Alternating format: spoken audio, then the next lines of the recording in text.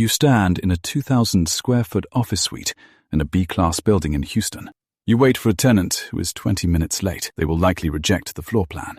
Your signature on a single master development agreement determines the skyline of a city for the next 50 years.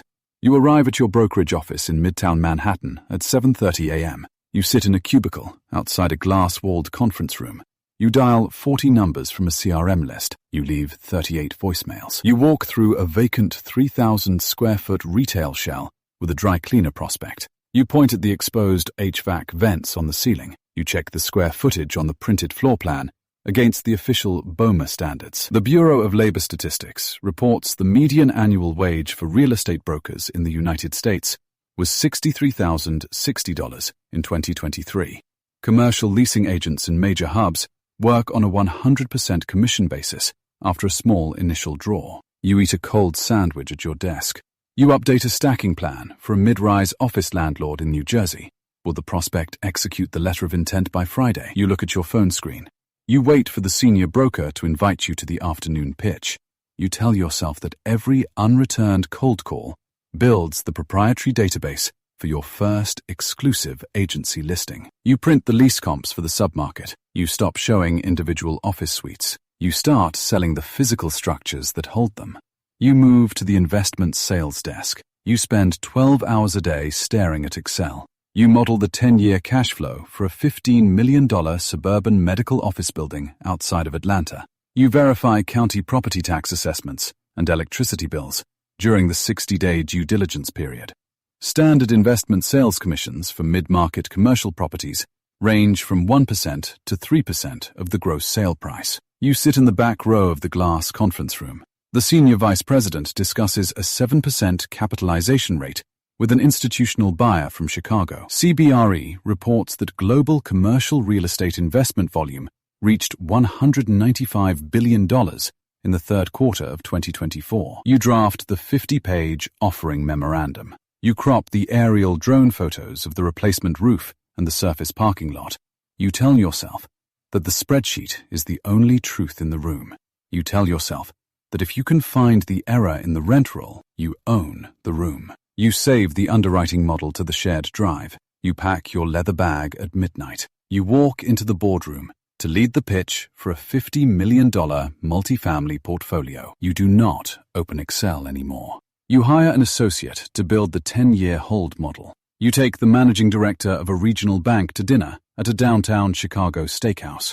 The appetizers cost more than your first car. You spend your Tuesday morning on the phone with 3 different real estate investment trusts. You gauge their acquisition appetite for Class A industrial assets in the Inland Empire. You check the clear height requirements for their next distribution center. Large-scale portfolio sales mandate non-disclosure agreements lasting 5 years. Top-tier commercial brokers at firms like JLL or Cushman & Wakefield earn over $500,000 annually through base salary and performance bonuses. You review the final term sheet for the portfolio. You wear a watch that matches the interest rate on the bridge loan you just facilitated.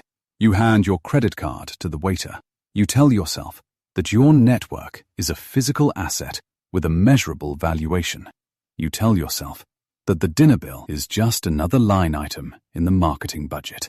You leave the brokerage firm. You work for a private equity fund in a glass tower in Greenwich. You evaluate 100 deals. You reject 99 of them. Do you actually know what the physical building looks like? You write the 20-page investment committee memo for a $120 million acquisition of a tech campus in San Jose. Preqin recorded that private equity real estate firms managed over $1.5 trillion in global assets in 2023. You receive a base salary and a contractual percentage of the fund's carried interest. You open a new spreadsheet. You verify the internal rate of return against the fund's 18% hurdle rate. You look at the leverage ratio on the term sheet from the life insurance company. You highlight the debt yield requirement in yellow. You stay at your desk until 11 p.m. You finalize the sensitivity analysis. You print the revised cash flow model. You place the stack of paper in a leather folder. You tell yourself that saying no is the most productive thing you do all day. You tell yourself that the fund's capital is your own skin. You decide which cities the fund enters. You fly to Nashville on a Tuesday. You walk a 20-acre site with a local partner. You step over exposed rebar in the foundation. You negotiate the joint venture agreement. The standard promote structure in a commercial real estate joint venture allocates 20% of profits to the sponsor, past an 8% preferred return. You outline the capital call schedule. You determine the exit strategy before the first dollar of equity is deployed. You present the quarterly performance to the pension fund trustees. Institutions reporting to the National Council of Real Estate Investment Fiduciaries manage over $800 billion in gross asset value. You watch the Federal Reserve rate announcements on a monitor in your office. You eat a salad from a plastic container. You sign the closing documents for a $300 million office-to-residential conversion. You tell yourself that the market is a machine, and you are simply adjusting the dials. You tell yourself that the people in the buildings are just data points on a lease expiration schedule. You move into the corner office. You stop evaluating individual deals. You evaluate the people evaluating the deals. You sit on the board of a real estate investment trust. The National Association of Real Estate Investment Trusts reports these entities own approximately $4.5 trillion gross assets in the United States. You meet with capital partners in New York. You secure a $500 million line of credit from a global investment bank. You dictate the firm's capital allocation. You direct funds to data centers. You halt acquisitions of logistics hubs. You attend a gala in a tuxedo. You drink sparkling water. You speak with a United States senator about property tax reform. Executive search firm Spencer Stewart reports managing directors at global real estate investment firms earn total compensation packages exceeding $2 million annually. You review the portfolio returns on a tablet. You receive a wire transfer. It contains your quarterly distribution. You close the banking application. You set the tablet on the desk. You check your phone. You buy dirt. You hire an architect. The architect draws a silhouette. The lines form a tower. The structure reaches 40 stories. You fly to Miami. You walk a site. You wear a helmet. Mud coats your boots. You observe excavators. You manage a manager. You leave the site. You enter a boardroom. You meet an owner. You negotiate air rights. You review a contract. You sign pages. The guarantee binds you. The loan equals $400 million. CBRE reports U.S. construction costs rose 4% to 6% in 2024. You return to the site.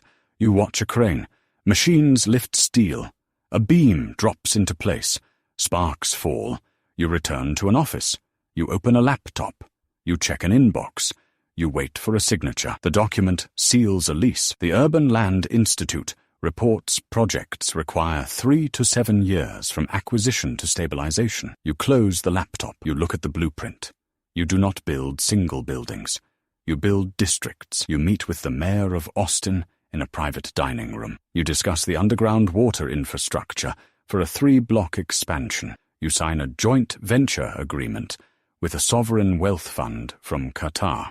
You review the capital deployment schedule. You donate 2 acres of land for a public park. The park sits in the center of the grid. You sit in the back row of the municipal gallery. You watch the city council vote to approve the master plan. You review the density allowances. Firms like the related companies manage real estate development pipelines with total project costs exceeding $20 billion. The Hudson Yards development in New York City required over $25 billion in total capital investment. You sit in a quiet room on the top floor. You look at a physical scale model of the city. A small brass placard on the model's main plaza bears your name. You set down your pen. A young man in a stiff polyester suit enters the lobby of the building. He wipes his forehead.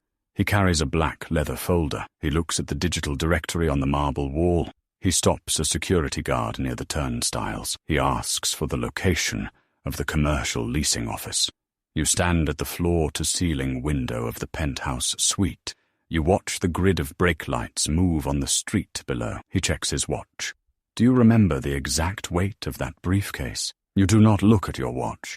You turn away from the glass. You walk across the carpet to a 12-foot conference table. A topographical map of a different city is spread out across the surface. A blue marker rests on an empty block.